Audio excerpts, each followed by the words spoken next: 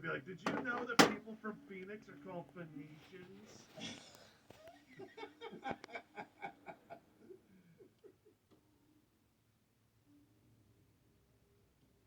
Well, actually,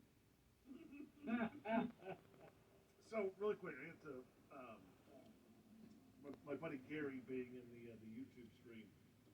It's reminded me of this. So back when I was in high school, one of the electives that they offered was an elective called street law, and it was really cool. I always wanted to be in it, and it's only available for like juniors and seniors, I believe. Um, so street law was a class where obviously it would just kind of teach you about uh, just law in general, courtroom, procedural stuff like that. Well, one of the things that we would do is we would hold what was called Panther Court. We were the Panthers. And we called it Panther Court. And the assistant principals would kick us quote unquote cases to work. And we would have like one person was the judge, we'd have a bailiff, we'd have a prosecutor, we'd have a defense attorney. It was all awesome. And then like anybody who wasn't in the trial was part of the jury pool. So we would get simple things. Like we wouldn't get like, oh, this kid fought another kid. Right. We would get certain things like, hey, this person has been tardy X amount of times. We're thinking about giving them a day of suspension or something, or like a day of detention. We'd get small shit like that. And the way it would work is like you would obviously do it like a court. Um, the judgment would come down, and the punishments. We couldn't hand out like this person's got to get suspended for a week. We couldn't do that, but we could do like creative things like, hey, this person has to literally go around and pick up trash during lunchtime for a week. Shit like that. The least punishment you could get was you had to say sorry. So I was always prosecution, and I was fucking good because I love to argue. No, you don't. Shut up, EJ. Yes, I do. So he's not good at it. That's fair. That's fair. I was really good at it. I never lost a case. In fact, I even had a girl spit at me one time. I got her so frustrated in court. When your only retort is what you say bounces off of me and sticks to you, it just kind of gets old. Look, what's effective is effective, okay?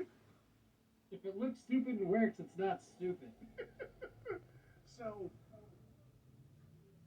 I was always prosecution. Well, Gary ended up getting in trouble. We had this one art teacher, and she was such a bitch. I forget what her name was, but like no one liked her. So, Gary and our buddy Chad got in trouble with this lady because they were like playing around in the halls, and I guess like when she went to correct them, they like talked back to her, so then she got all high and mighty and decided to like write them up, and it was a whole thing. So Gary and Chad get in trouble, and Gary comes to me and he was like, dude, will you be my attorney? And I was like, well, I've never really done defense, but fuck it, fine, why not? So I literally went to these two and I went like, all right, here's my whole defense strategy.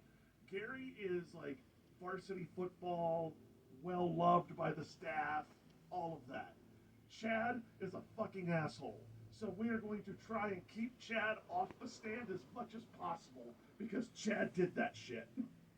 So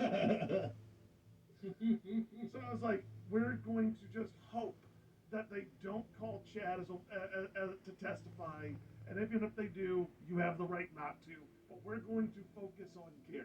And that's exactly what I did.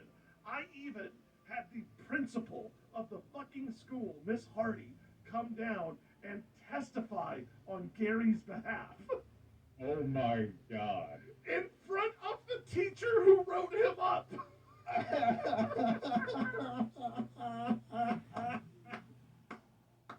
It was great. Like, I had her up there being like, I've never known Gary to do anything wrong. Gary has always been an example of what Panthers should be. Oh my God. So, No one liked that art teacher. No one No. did. So after like a day, or I'm sorry, after like 2 class days of going back and forth,